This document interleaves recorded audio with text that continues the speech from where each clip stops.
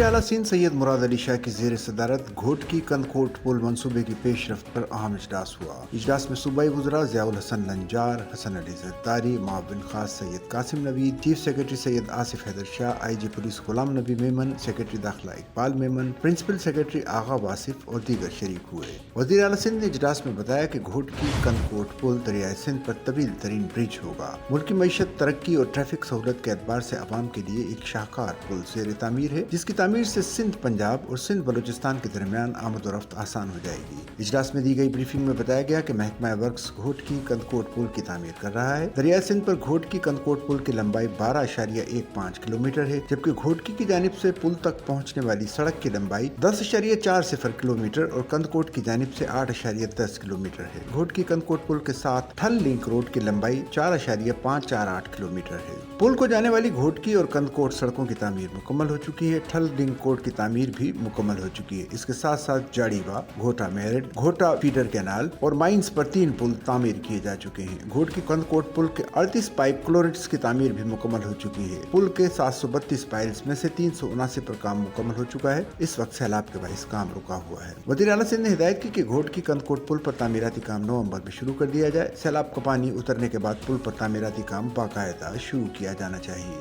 घोटकी कंदकोट पुल मुल्की मईशत के लिए बहुत अहमियत का हामिल है। नवंबर से पुल के मकाम पर बेहतरीन सिक्योरिटी इंतजामात यकीनी बनाए जाएं।